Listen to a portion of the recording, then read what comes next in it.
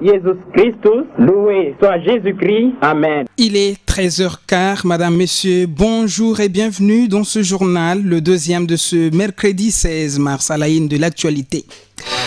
Le pape François consacrera la Russie et l'Ukraine au cours de l'Immaculée de Marie. Le père évêque du diocèse de Mbuji-Mayi est de retour dans son diocèse. Durant son séjour à Kinshasa, Emmanuel Bernard Kassanda a mené plusieurs activités que vous allez découvrir dans ce journal. Le prix du carburant connaît de plus en plus la hausse en Mbuji-Mayi. Le litre revient à 6 000 francs congolais. Les dépositaires, vendeurs et la FEC, Fédération des entreprises du Congo, Kasaï oriental, s'expriment.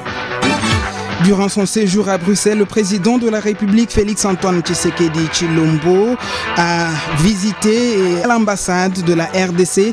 Tous les détails à suivre. C'est un journal mis en onde par Shekina Tchala. Monique Louchikou, Daniel Moukeba, l'équipe est en place pour vous présenter ce journal.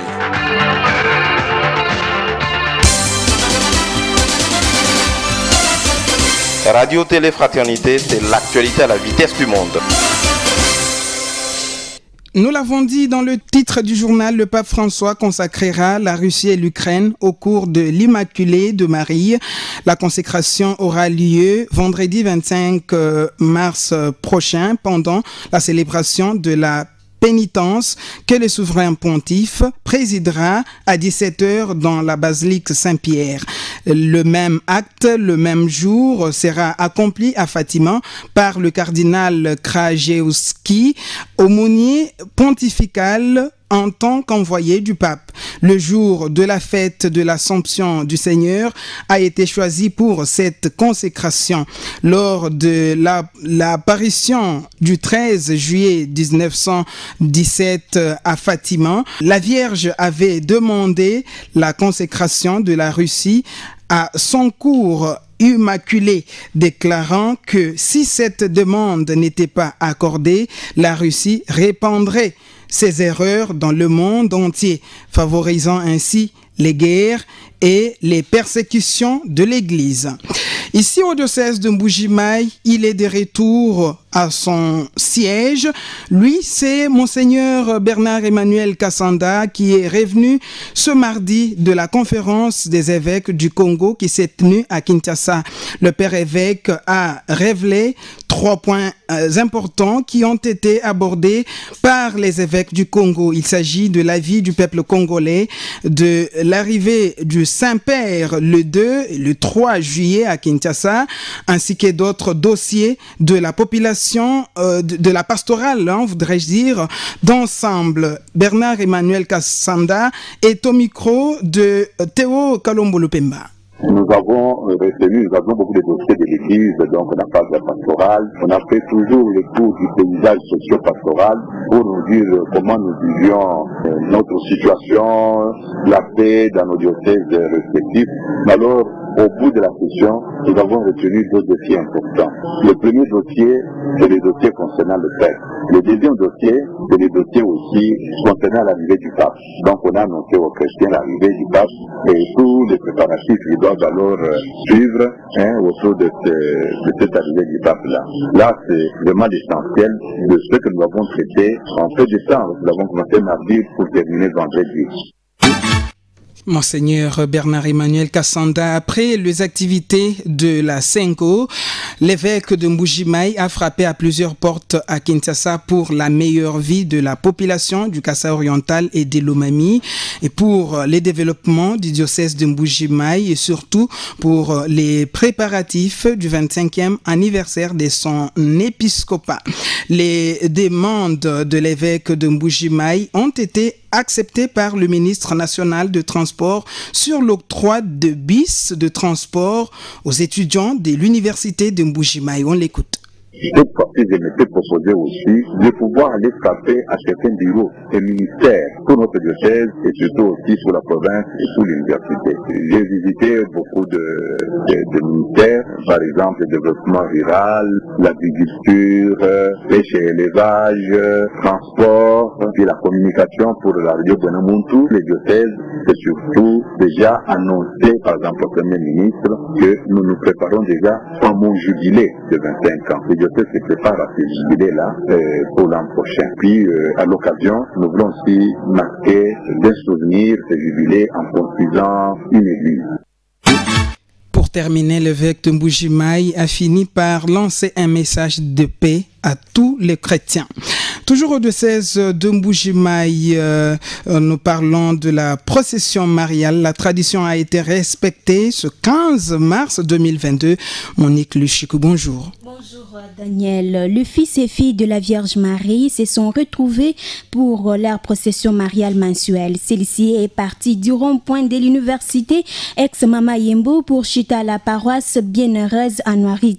Là, une messe a été dite pour sanctionner cette marche spirituelle. Cette messe a été présidée par l'abbé Marcel Biayi, entouré par 4 prêtres, dont le curé de la paroisse haute, l'abbé David Mbala. Partant du thème, Dieu enseigne pour ce que nous ne devons pas faire. L'homme de Dieu a indiqué qu'il faut être attentif aux personnes, aux femmes et aux hommes de Mini. L'abbé Biayi a demandé de prier pour eux, d'implorer l'intercession de la Vierge Marie auprès de son Fils Jésus-Christ. Un autre rendez-vous est fixé le mois prochain, cette fois-ci le 20 avril 2022 à partir de 14h à la paroisse Yesumu Pandichi. On y a noté aussi la présence de l'abbé Augustin Goy. 7e jour, hier mardi 15 mars de la neuvaine de prière organisée à la paroisse Saint-Joseph de Benetchibobois. Lors de cette journée, c'est l'abbé Théodore Kankwenda qui a nourri le peuple des dieux. Il a dans son exhortation basée sur le thème Joseph, un saint qui plaide pour nous, demander à l'assistance de vivre en se modelant sur Joseph. Une synthèse de sa prédication nous est ici proposée par Bernard Nkacham. Le thème, ce 6e jour, c'est Joseph protège dans nos maladies. Il nous protège dans nos maladies. Il est la personne à qui le Seigneur a confié vraiment la responsabilité de la famille sainte, de Marie et de Joseph, et puis de l'enfant Jésus. Cette famille sainte-là, et c'est lui qui était le responsable, à qui Dieu avait confié toutes les charges. Alors nous, en tant que chrétiens, nous avons cette foi, nous avons cette conscience que quand nous sommes dans nos souffrances, et surtout dans la maladie ou différentes maladies, nous avons le devoir de recourir à Saint Joseph, de faire la neuvaine avec notre saint patron d'ailleurs de la paroisse, qui est Saint Joseph. Pour une simple raison, vous savez, Joseph avait accepté de prendre Jésus dans ses bras. Et Jésus, qui était-il? Il était le Sauveur. Il était au service de l'Éternel. Et voilà pourquoi, en ce jour, je demande à tous les chrétiens catholiques, selon la foi qu'ils ont dans cette église, de recourir à ces saints patrons de notre paroisse, Saint Joseph de Benetchibobois, et comme chrétiens, recourir vraiment à Saint Joseph comme un grand protecteur dans nos maladies qui nous accablent de temps en temps. Et surtout pendant ces temps, nous avons différentes maladies, des corona et autres choses. Nous devons recourir à Saint Joseph pour qu'il puisse nous protéger et prier pour nous. Et voilà un peu l'essentiel du message que je lance aujourd'hui à tous les chrétiens en général et ceux de notre paroisse Saint-Joseph en particulier.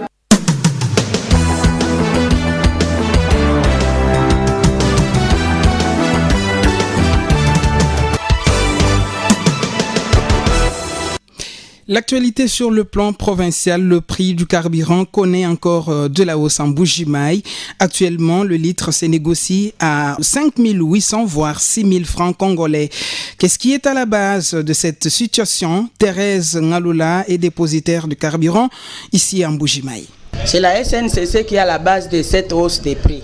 Les marchandises que nous avons achetées depuis le mois de octobre, novembre, ça traîne toujours à Lubumbashi.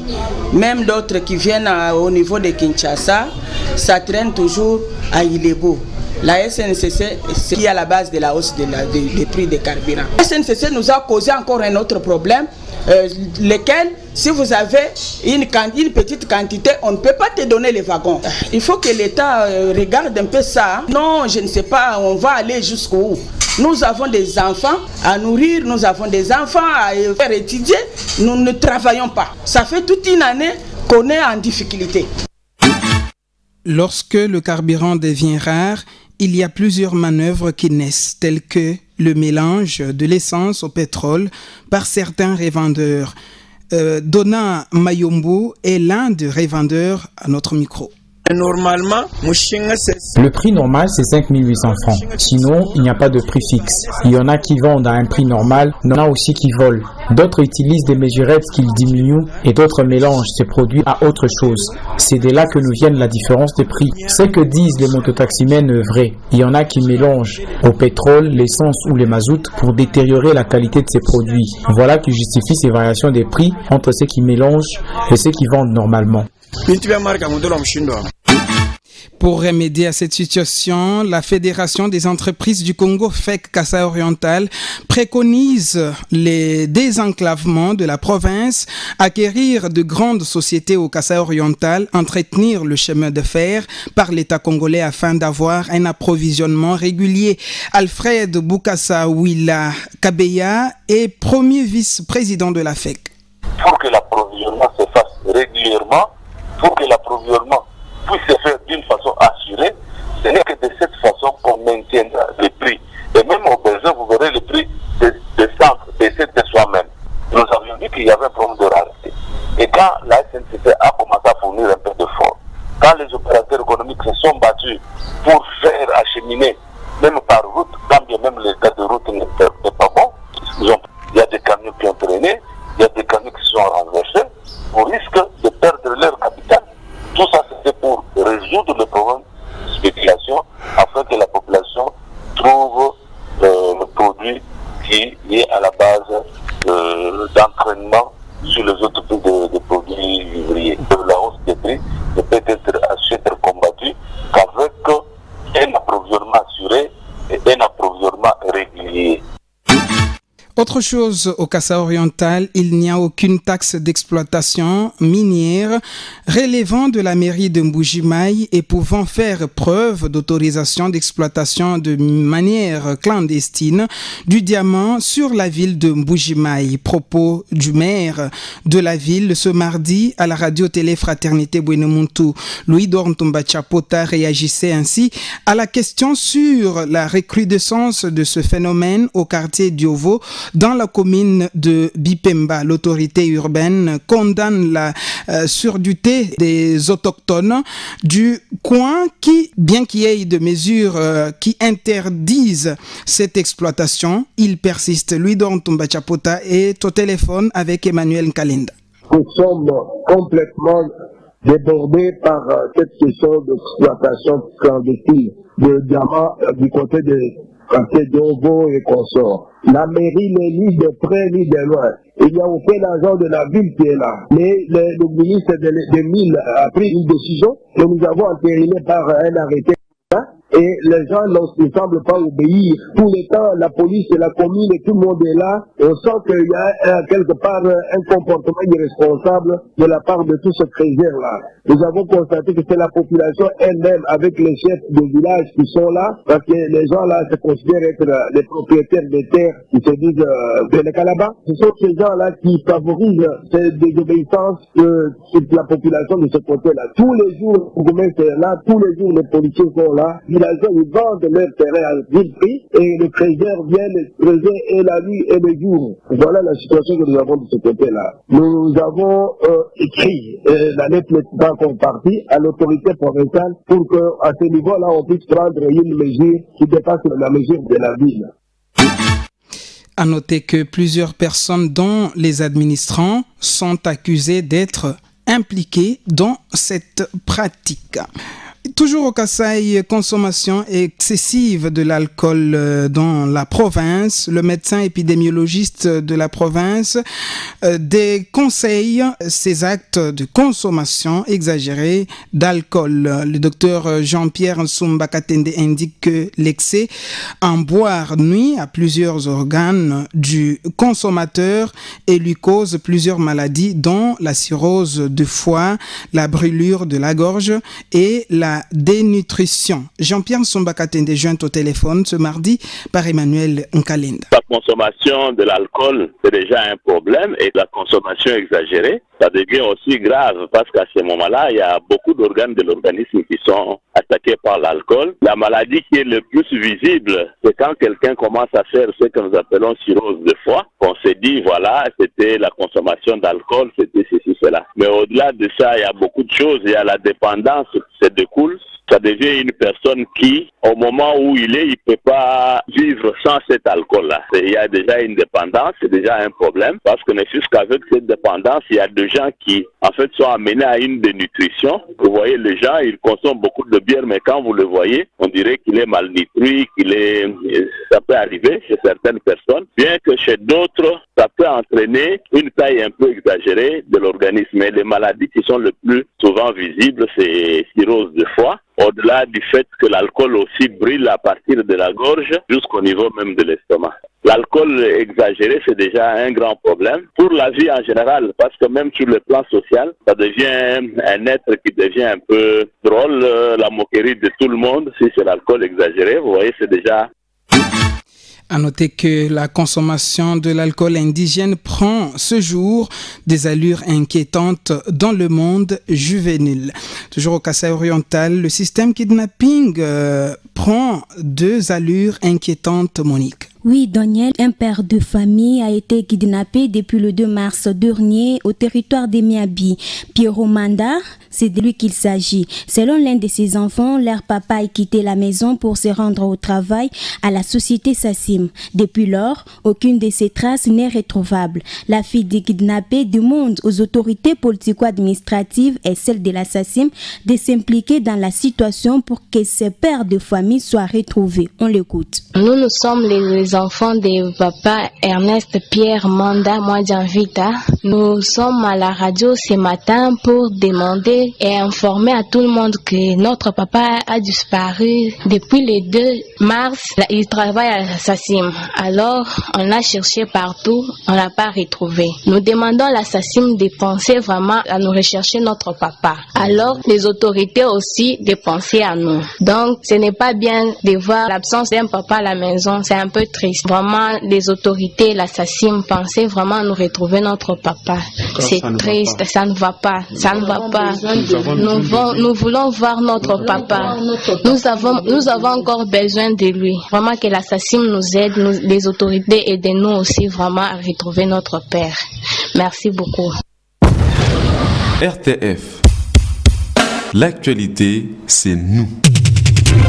Au niveau national, durant son séjour en Belgique, le président de la République s'est rendu à l'ambassade de la RDC dans ce pays pour une visite de travail de plus de 4 heures. Félix-Antoine Tshisekedi Tshilombo a tenu une réunion avec les diplomates et les architectes qui lui ont présenté un projet d'aménagement de certains locaux de l'ambassade. Ensuite, le chef de l'État a rencontré l'ensemble du personnel de l'ambassade. Le président du pays a aussi reçu en audience Monsieur André Flau, ancien ministre belge de la Défense. Ainsi, le chef de l'État va regagner incessamment Kinshasa, ont indiqué nos sources.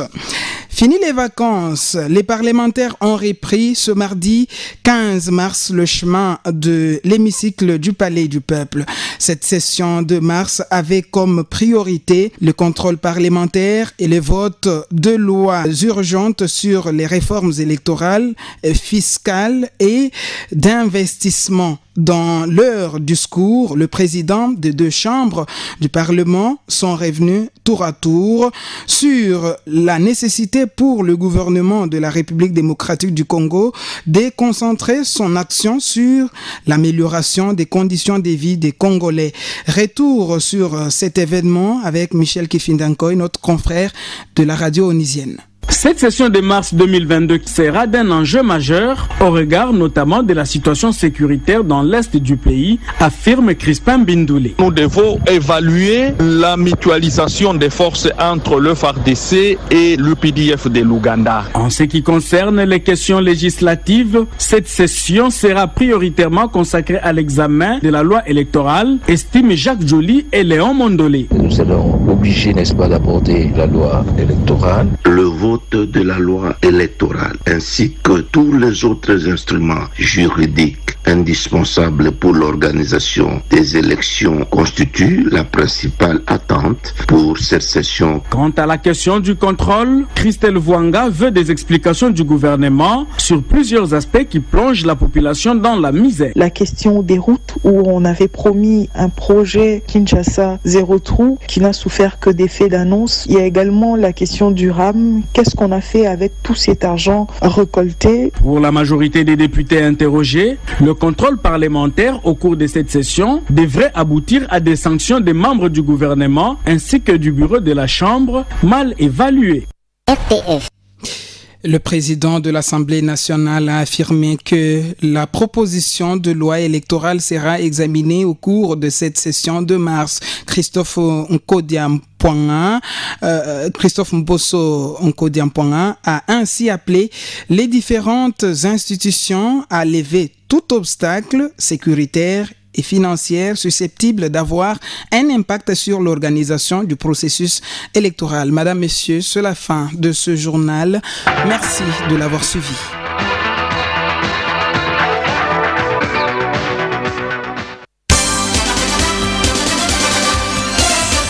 RTF, la radio diocésaine de Mbuji-Mayi sur FM 103.1 MHz.